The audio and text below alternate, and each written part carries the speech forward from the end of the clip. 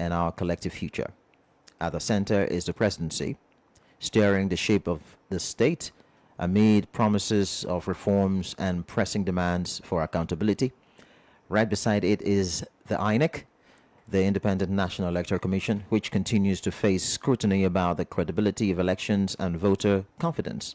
We're also looking at the recent cessation of emergency rule in River State, a development that signals both an end and a beginning. An end to a direct intervention, but also the beginning of questions about stability, governance, and reconciliation. Add to that is the persistent challenge of insecurity, from banditry and kidnappings to insurgency in some regions. And you see a country struggling to find its footing, but still yearning for peace and progress. And then, of course, there is the economy, rising costs, currency fluctuations, unemployment, and the ongoing search for policies that can spur sustainable growth are on every Nigerian's lips. How do these issues connect? What is a big picture, or some people say the bigger picture in itself? Are we on a path of renewal, or are we recycling old problems under new names? This morning, we're not here to point fingers. We are here to review, reflect, and understand what has worked, what hasn't, and where is leadership showing strength, and where must citizens demand more. We believe that informed citizens make better decisions. Just to put you in perspective, we are looking at a review of the state of a nation, the presidency, INEC, cessation of emergency rule in River State, insecurity, and the economy. And joining us in the studio to discuss these complex issues is Mr. Perewe Matthew Baker, a public affairs and political commentator. Thanks for joining us this morning. Thank you for having me. Good morning.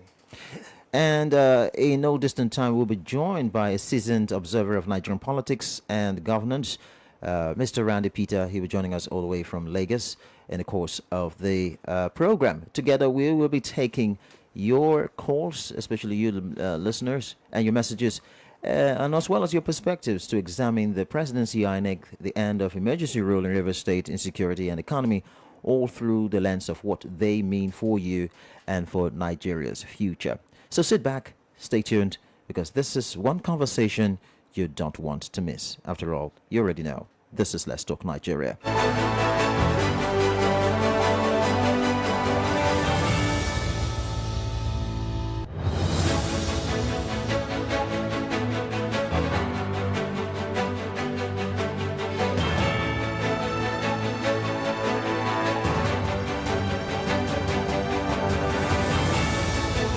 All right, so yes, let's start with Mr. Perewe Matthew Baker. Thanks so much again for joining us this morning.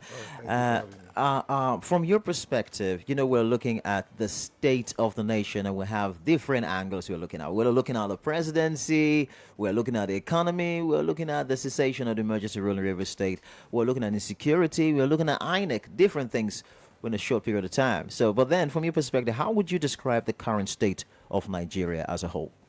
All right, thank you very much. And then the current state of the nation, in my own view, it's a complex one right now, because we have, right now, our discussion covers the presidency, covers INEC, and then the emergency rule that has been lifted in River State, and then the economy of the nation and insecurity.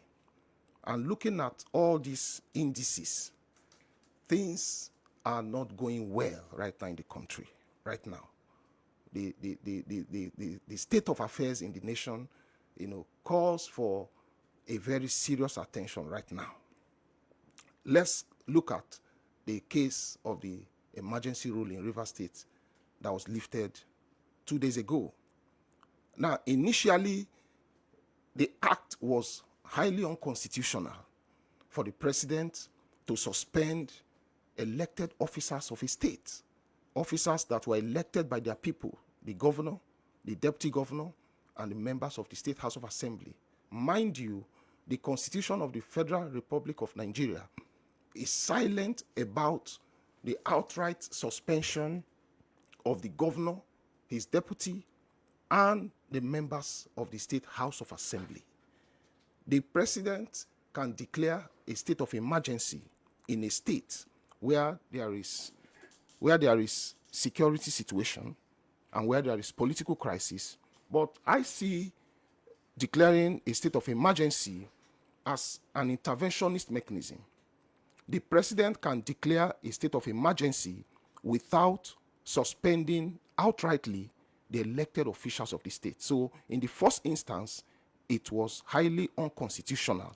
And that's why there has been uprising, there has been complaints here and there, and there are not just complaints here and there, but there are also court cases, challenging, the declaration of the emergency, state of emergency in Rivers State.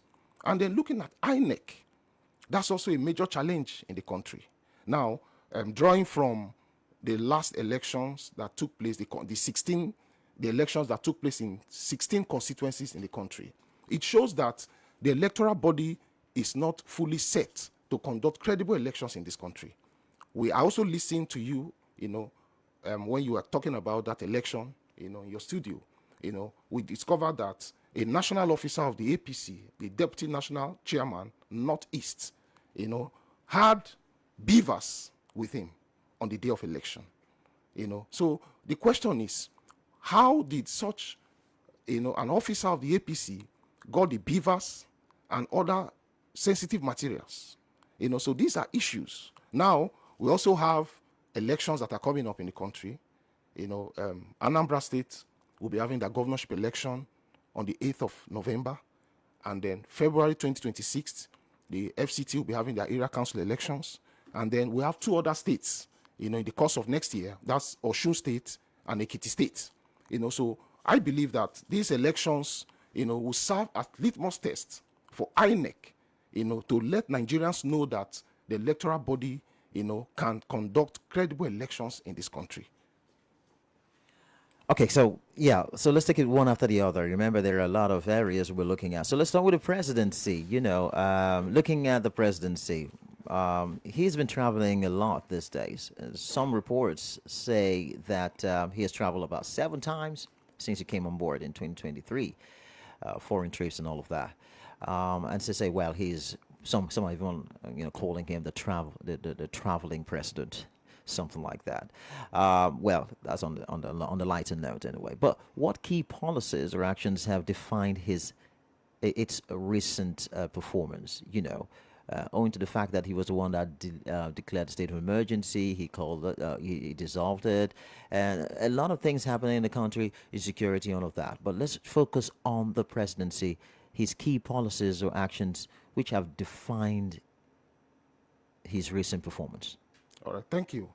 I will say that in terms of looking at the presidency as a whole, the policies of the president of the country have not been friendly with the people, beginning with, the removal of fuel subsidy.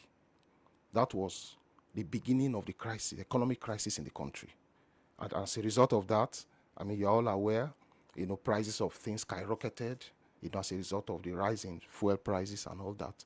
So his policies as a president, and that's the reason why you see people are clamoring for a change. If you look at countries where their presidents are doing well and the economy is thriving, and things are okay with the people, you find those nationals calling for the presidents to have a rerun or to come back for a second term. But look at the state of affairs in the country right now. Quite a number of people, a larger percentage of our population, is calling for a change in leadership. So it shows that the current president and his policies are not people-driven. They are not centered around people's welfare. There is serious issue of unemployment in the country. And of course, part of what we are going to discuss today is about insecurity. People are not safe to move around this country. So how can we have a president and how can we have a democratic dispensation and then people lives and properties cannot be secured? things don't work that way. There's so much issue. Okay, now look at the manufacturing sector of our economy. It's not working. And for a nation to work and for the economy of the nation to thrive, there are key factors that the president must focus on, which has to do with the issue of unemployment, which has to do with the issue of manufacturing. Now, we have a country that has focused so much on oil and gas, but there's what we call the non-oil sectors, and then I can't see anything going on in the agricultural sector. I can't see anything going on there. And if you look at the agricultural sector of our country, apart from oil and gas, the economy can do well, in agriculture. But nothing much is done. And then it also takes us back to the issue of insecurity that we're going to talk about, because we have issues with farmers and herders. We have issues with farmers being killed and all that. So things are not okay right now in the country. I want to put this to you as well. There have been a lot of criticism about the president's movement. Today, the president will travel to Kaduna State to attend a wedding and pay a visit to the family of the late former president Muhammadu Buhari. Now, the wedding ceremony is that of Senator Abdulaziz Yari's son, the senator representing Zamfara West, and it's taking place in Kaduna. So the president is going to be attending that wedding. But some have criticized him that upon his return, or before his return, there had been some killings that have happened. We're talking about the presidency and his actions and his actions. We've not heard that he's going to be paying a visit to those people that were, to the community where the bandits, and recently, I think in Zamfara State, I think over 50 of them were killed. And same thing happened in, I think in Niger State or something like that, where they were conducting a baptism or something like that, and they were killed. Now there was the news, there's no news where the president will visit those people to commiserate with the people. Rather, he is going to visit, or he's attending a wedding in Kaduna. So some people are saying that the president, is he empathetic at all? Or what about the people who are crying? He has not made any effort to visit those people, and then he's attending a wedding. How would you balance this argument? Because it's all over there in the social media. All right. Yes, it's simple. Senator Abdulaziz Yari is one of the allies of the president. So I'm not surprised that the president is going to attend the wedding of his son, right? Yes, I'm not surprised. And then it is outrightly out of order. But that's not a bad thing to attend a wedding. Yeah, it's not a bad thing. Yes, but then to balance it. Now, what I have to say is this. I don't think the president would have gone to Kaduna State today if there was no wedding, of Abdulaziz's daughter. Yes, he won't go there. So what I'm saying is this. One of the core responsibilities of a president is to ensure security of lives and properties. That's one of the core responsibilities of a president of a nation. And then, like you said, Niger State had people died, and some died in water. Yes. And then the president did not visit. And, there were controversies, in Benue, the killings in Benue State. The president got to Benue State, but couldn't get to the site of the scene. So it spawned a lot of criticisms across the country, and people were asking, why should the president not go there?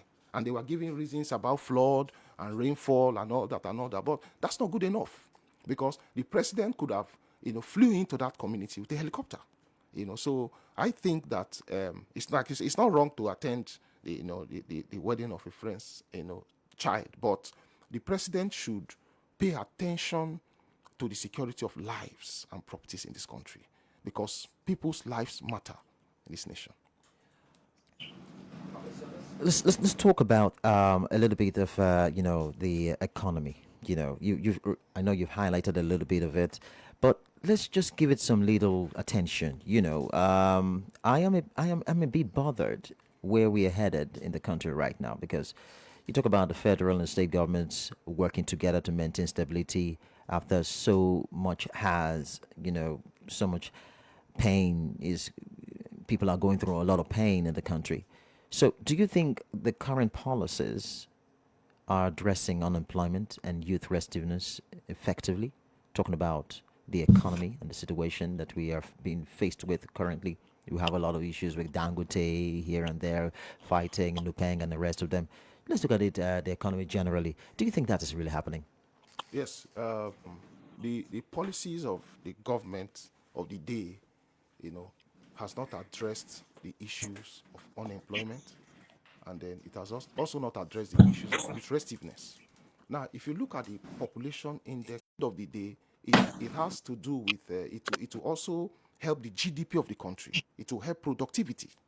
So Okay, so thank you very much, Mr. Matthew Perry Baker. But look, we just got signals from Lagos that we just have Mr. Randy Peter join us to discuss this very important issue.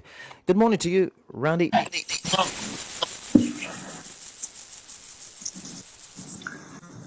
Hello, good morning. I don't know if you can hear me. Hello, Randy. Can you hear us? Hey, good morning. All right. Good morning, Randy Peter. Thank you so much for joining us this morning. It's good to have you again. My pleasure. Absolutely. Good to be with you. Great. Randy, the topic this morning is quite interesting. We are reviewing the state of the nation, and there are a lot of things we're looking at. The presidency, Yeah. INEC, cessation of emergency rule in River State, insecurity, the economy, a lot of things. But let me start by asking this very important question. Today, the president, because we're talking about the presidency and his policies and his body language towards Nigerians. Today the president will be visiting Kaduna to attend a wedding. At the same time, to pay a visit to the family of the late former president Muhammadu Buhari, and then it's the wedding ceremony of Senator Abdulaziz Yari's son, the senator representing Zamfara West. And when this news broke, a lot of people are complaining. Nigerians, we will definitely react to some of the stories to say, "Oh, the president just returned from Paris, from France, and now he is visiting Kaduna to attend a wedding." But before he came, there had been some killings in Zamfara recently. Bandits killed people in those communities. The people are crying. They're still mourning. And then, of course, in Nigeria, I think there was a baptism, a Christian religious program that was happening, and then some people were killed. The president has not visited those people, but then he's about to attend a wedding. It's not a bad thing to attend a wedding, though. But some are saying that, are you sure the president is empathetic enough to really feel the pulse of Nigerians, because he doesn't pay priority on things like that? Do you agree with them? Thank you very much for having me. Let me just be clear that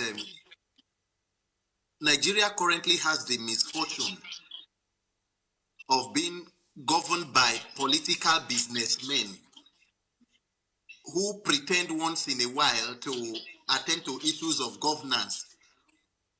But in the meantime, the crux of their being there is that they see the entire citizens as customers and who are not really ready to receive good governance.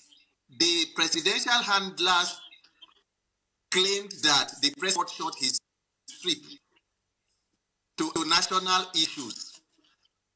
A person who cut short his trip to attend to national issues could not sit Katsina, where a person who is a wanted terrorist sat down in the open to make declarations in a so-called peace deal. And then by the next day, there was an attack in Zamfara that kidnapped more than 50 persons, according to reports. But it's rather boarding a plane to attend the wedding ceremony of a political ally, the former governor of Zamfara State, Senator Yeri. So it tells you the priorities of the government It tells you where, their plans and their visions lie.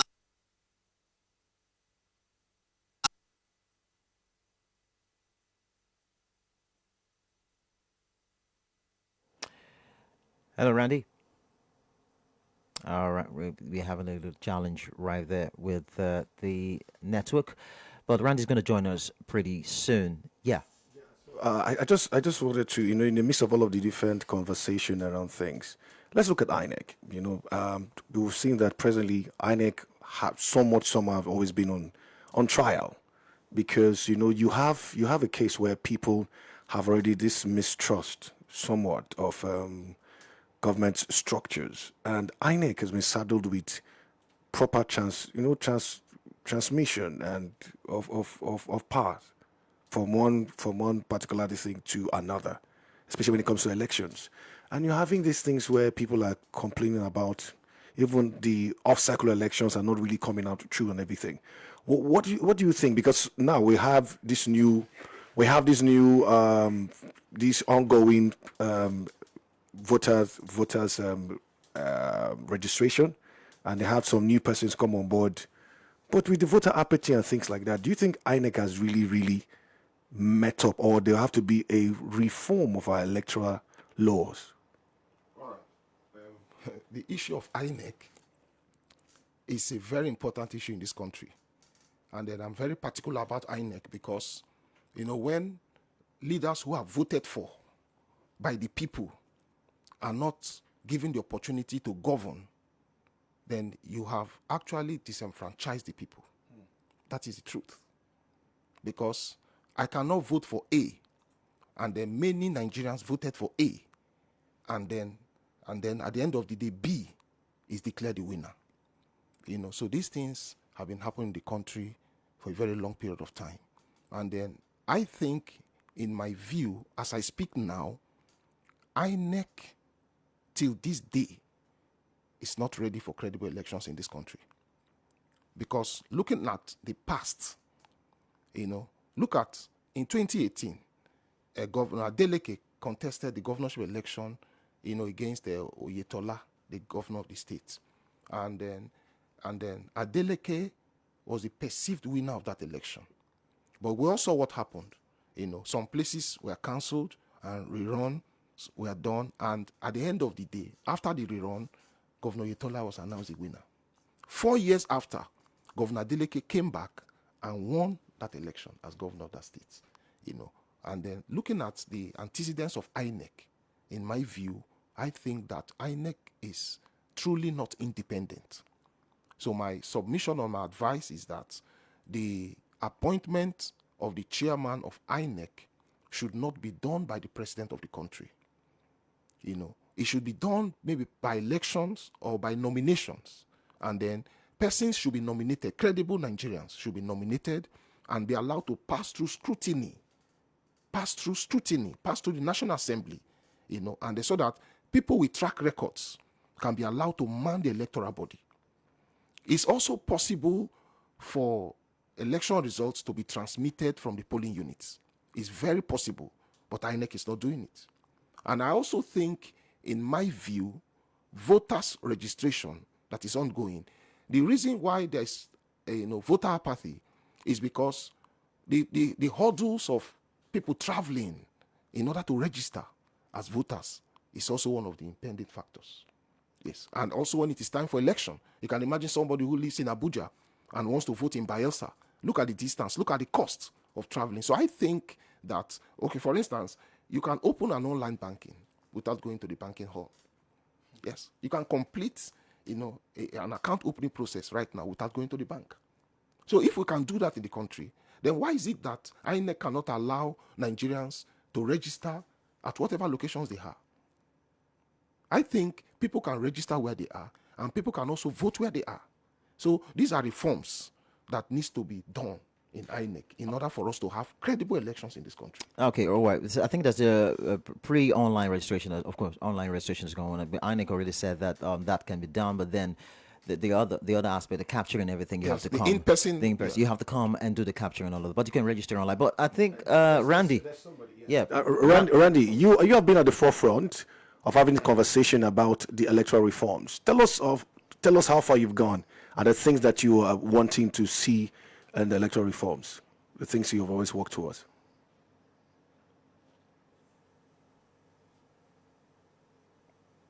Hello, Randy. If you can hear us, we want you to reflect on that. That will be interesting, because we know that you've always been the one championing it at this time, and if for correctly, you are at Abuja.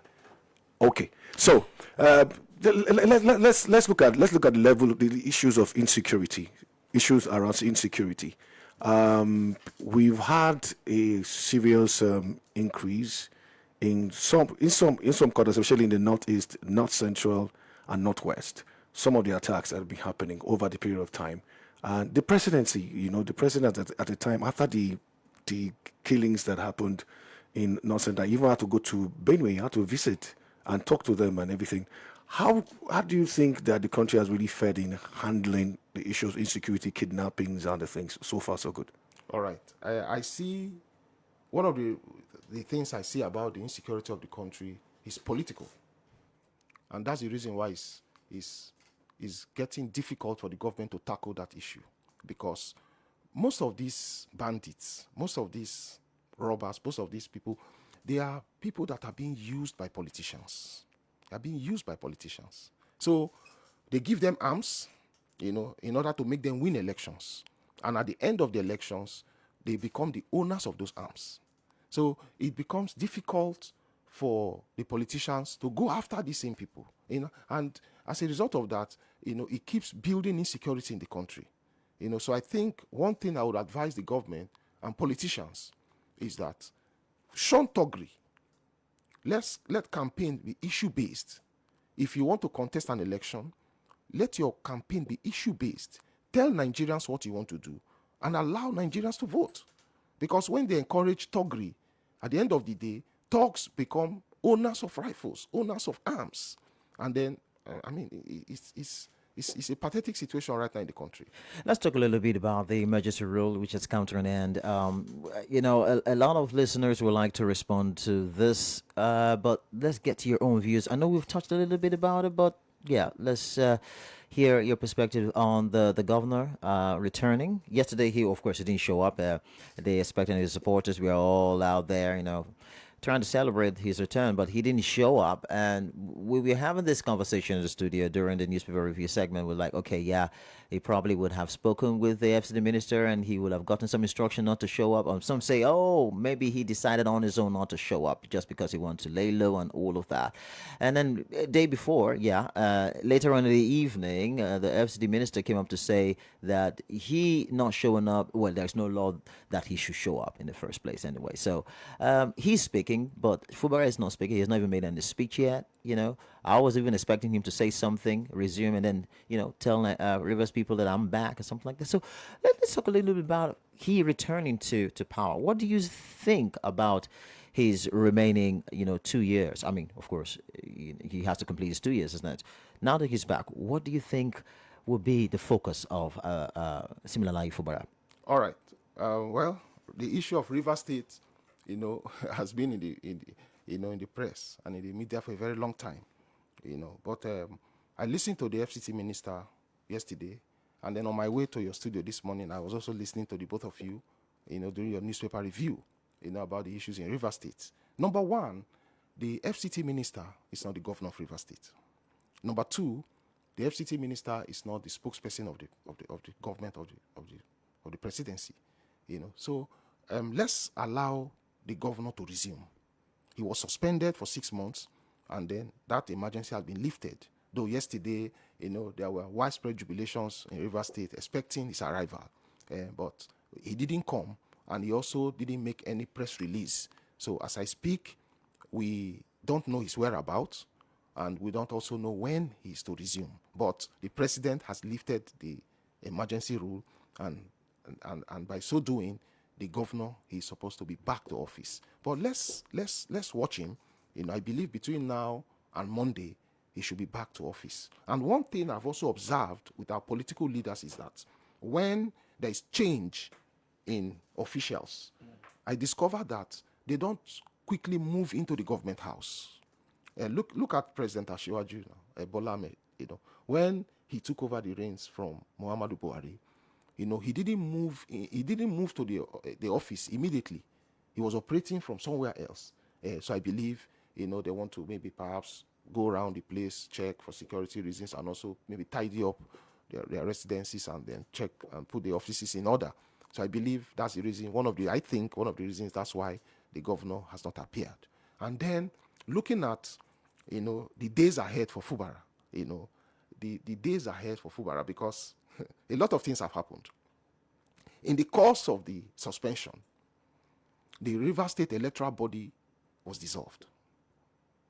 And then the sole administrator, appointed, the chairman and members of RISEC. And then they have changed the local government structure that the governor left. That's one issue on ground.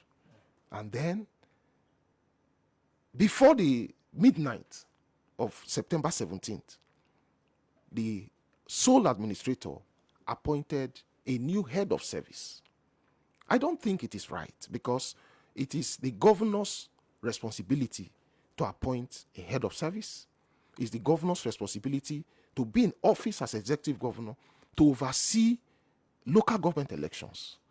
So you can find a lot of politics going on, in Rivers State. But I want to say that Fubara is a peaceful man, and then he has been saying that his government is centered around the people, that he was voted in, by the people, and then he's going to, promote everything that has to do with the people of Rivers State. So I still believe, let's allow him to come in, within the short period of time he will be in office. He's going to, carry out meaningful projects and ensure good governance of Rivers State. Okay, so we now have Randy Peter join us on phone this time around. Randy, you were trying to explain a couple of things before the network, truncated your speech. So we would like you to continue from where you stopped, please.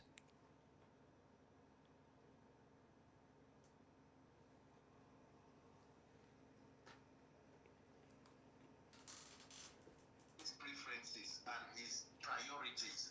I mean, for a president that has visited France alone within less than 2 years or 3 years of government, has been in France alone for about 10 times and has spent a total of about 65 days in just France, not putting together countries of the world, has plotted and all of that, and has come back with mounting insecurity, high cost of living, and every other issues bedeviling Nigeria. So that is the reality. Nigeria is governed by political businessmen who are there to foster their personal political dynasties. And until Nigerians as a people decide to unite, to wake up and insert ourselves into the question, we will continue to get this kind of, dysfunctional governance and, leadership that is without the people. Yeah, you are at the forefront. You have been on at the forefront of, INEC reforms, and that was a question we were asking you before the network, truncated your speech at the time. So, what do you think? What's the progress made by INEC so far, and the ongoing registration that is happening, voter registration that's happening? Do you want to, lend your voice to the conversation in that regard? Let me just be honest with you. There is no political will to conduct free and fair elections in Nigeria. Conducting free, fair, credible elections in Nigeria would almost be asking for the resignation letters of about 80 to 85 or 90% of the persons in the current public office today.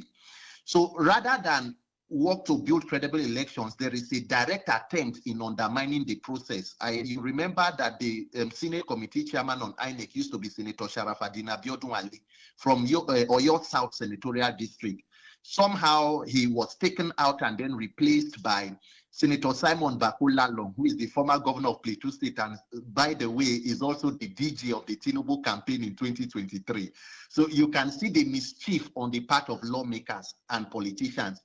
And if anybody is serious about electoral reforms, I mean, Professor Mahmoud and INEC said there was a glitch in 2023 after receiving more than 313 billion to conduct an election. in a serious nation, public office holders should be concerned about what public money is being used for and why it could not deliver on one singular task. But somehow, President Tinubu is one of the only leaders since our Fourth Republic who has never committed to free and fair elections. Even the late President Yaradua in 2007 admitted that the elections that brought him and the then Vice President Jonathan to power were flawed, and they were working on improving on them. Unfortunately, he passed, but President Jonathan took it a step further by signing the 2011 Electoral Act. But today we are where we are. So the solution and the matter is Nigerians must come together and make the issues of election to the point of a national crisis, where citizens must wake up and demand that their votes should count. Because failure to do so will be just lamenting and moving around a vicious circle. You complain today, you complain tomorrow. The same people who caused the destruction will be back in 2027, and then you have 4 more years of subscription to lamentation. That is the reason why Rivers State is where it is today. I'm sure we are going to get to that. So all what we are doing is to ensure that the people are sensitized to make the demand. The National Assembly will be reconvening from recess by the 25th of September. They will begin to take into consideration bills on electoral reform. That is where all Nigerians must put their focus and ensure that you put the necessary civic pressure to get what we need come 2027, because there is a direct plan to undermine that process. Please, if you can hear me now, the lawmakers in Rivers State resumed, and they said that one of the things that they want to probe the sole administrator, Ibas, for his way he handled these things. What do you see coming out of that? Do you see it as just playing to the gallery, or they want to really carry out the task? And also, you have to put your let's pick your mind on the Rivers State situation right now. Well, I think whatever statement coming out of the assembly now will, to me, be a distraction. And the truth of the matter is the last has not been heard of the Rivers State situation, because nobody knows whatever that was the premise of the so-called peace deal, and a governor that is coming back that is looking like a captured state executive or CEO. What happened in Rivers State was a travesty. It is an undermining and a mockery of what we call democracy. If we want to be an autocracy or a dictatorship, we should do that. The president had no right to suspend a legally and legitimately elected president or governor. And then again, if President Tinubu said he had to do the suspension because of political violence or seeming unrest, so when will President Tinubu be suspended and impeached for the insecurity in the country? Within the first 7 months of the Tinubu administration, according to the International Council of Investigative Reporters, more than 5,000 persons were killed under the Tinubu presidency for 7 months. When he traveled to Europe, within the first 2 days, more than 100 people were killed, including law enforcement officers and military men in Borno. And then again, if there is insecurity in Rivers State, the president should be held accountable, because the governor is not the commander-in-chief of the armed forces. He controls no security apparatus. So the onus is on the president. But then again, they went ahead to carry out an illegality that is not known by the Constitution. If President Tinubu says the Constitution, Section 305, empowers him, it mandates that he transmit that gazette to the National Assembly, and there must be 2/3 majority. The Senate vote with a 2/3 majority. So we use illegality to cure illegality in Nigeria. And for 6 months, the Supreme Court of the country, that is supposed to be the last hope of the common man, was unable to listen to the suit filed by the PDP governors. And today, we are where we are. What was the genesis? Because the former governor felt he was so powerful and he made one person governor, and according to people, agreement is agreement. So the real victims of this misfortune in Rivers State and in Nigeria are the citizens of the state. They have been truncated of 6 months of governance, human capacity development, infrastructural development. Next year is a campaign year, because 2027 will be the general election. So my thoughts and prayers are with the governor Simfubara and his administration. My thoughts and prayers are with Rivers people, as my thoughts and prayers are with the whole of Nigeria. Until we fix elections where the people of Rivers State and Nigerians will vote their governor, where not one person will install a governor for them, we have not heard the last from Rivers State. All right, Randy, just hang on. Let's hear from Nigerians as we open the phone lines for them to react. The numbers are 0707 747 1522, 0912 000 1975. Please, we don't have much time. Keep your your contribution very, very brief, 60 seconds, and we will go to the next caller. Good morning. Yeah, good morning. I greet you guys in the house. I greet our guests in the house. Good morning. Yeah, I still remain Sapere, reporting from Europa. All right. Coincidentally, I think the guests in the studio and both the one abroad in Abuja, wherever, coincidentally, they are bearing my both names because my full names are Sapere Randy Uslafa. Coincidentally. That's so interesting. Thank you. Back to the my name is also Randy. That's my name too, my English name. Back to the background. You see, the state of affairs in the nation today, for me, is a threat to democracy. A big threat to democracy. And more fingers will be pointed at INEC. Because it is being said in the streets of Nigeria that for you to win an election in this country, you must first of all win INEC. And what does that tell? Or what does that portray to the international community? It's so sad. Looking at it from the River State angle, from all that has been playing, you can understand what I'm saying. It's a case study. River State is a case study. And what about our president visiting France? For how many times now? Please, can you help me with the number of times our president has visited France? Please, if there is any record on your table there, please, I would just want to know the exact. If you don't mind. Is anybody talking to me? Okay, I think don't worry. so far he has traveled 7 times. So far. 7 times. Oh, God bless you for that information. 7 times. You see, there is an adage that said, if you have a friend and you keep visiting that friend's house and that friend is not coming to your house, that means there is something wrong with your house. It's either you don't have a home or you have a filthy home. What does that tell? That is on one side. Okay, but the president going to Kaduna is visiting Kaduna for a wedding. Is it not, sir? Yes, sir. Okay. And he wants to use one stone to kill 2 birds. He's as well visiting the late president's wife, Aisha Tinubu. Aisha Buhari. Sorry, Aisha Buhari. Oh, I'm very sorry, slip of tongue. He's visiting Aisha Buhari. Why has he not done that since? This some kind of drama they are playing or what? It's so sad what you are going on. What we are seeing. All right. Can I conclude, please? Others are on the line, please. Thank you. Thank you. Thank you, sir. God bless you. Thank you very much. All right, appreciate you, Pare. The caller. Let's hear from you. Good morning. Yeah, good morning to everyone in the studio. Good morning. Yeah, my name is Jackson. I'm calling from Akenpai. All right, then go ahead quickly. Now, just to the point, yes. It is very sad that majority of Nigerians are conditioned to think in a particular way.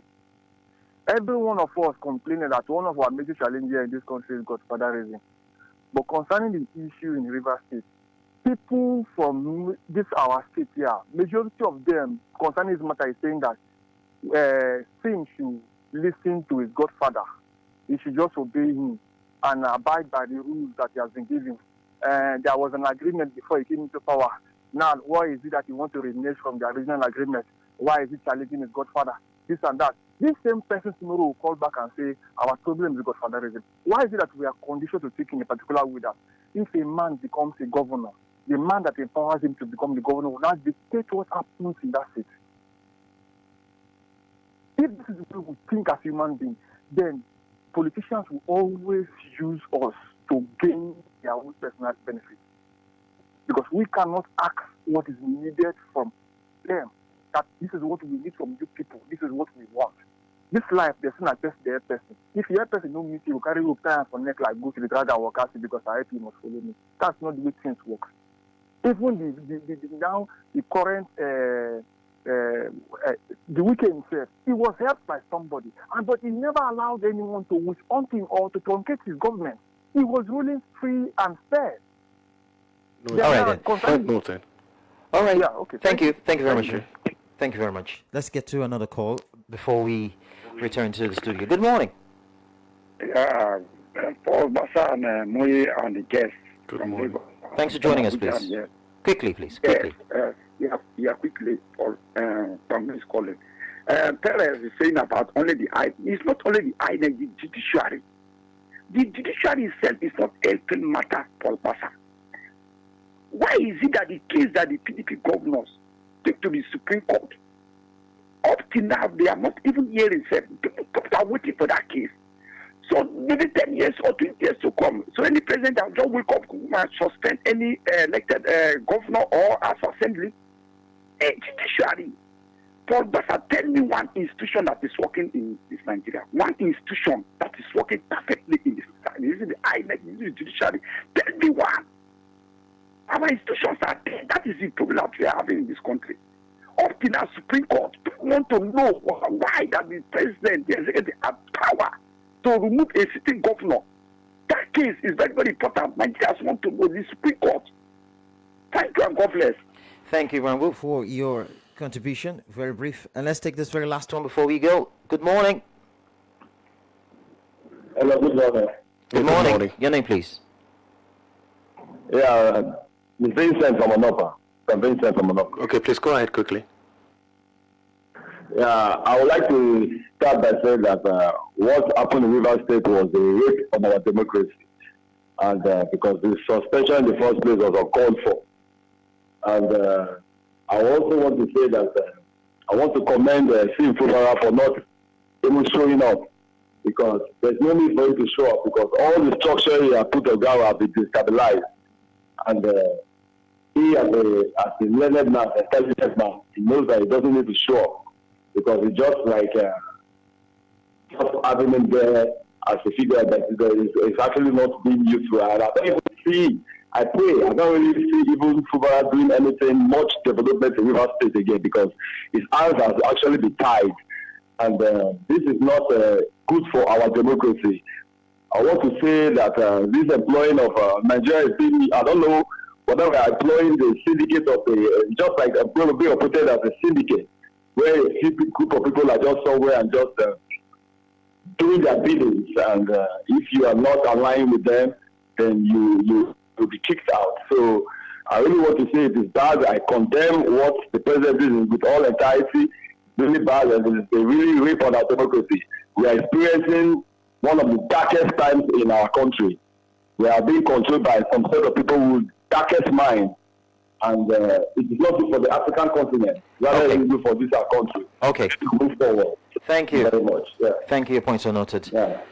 That's it from the callers. Let's return to the studio, and of course, let's start with Randy, all the way from Lagos. Randy, in let's say 60 seconds or in 90 seconds, could you just give us your concluding thoughts as we go?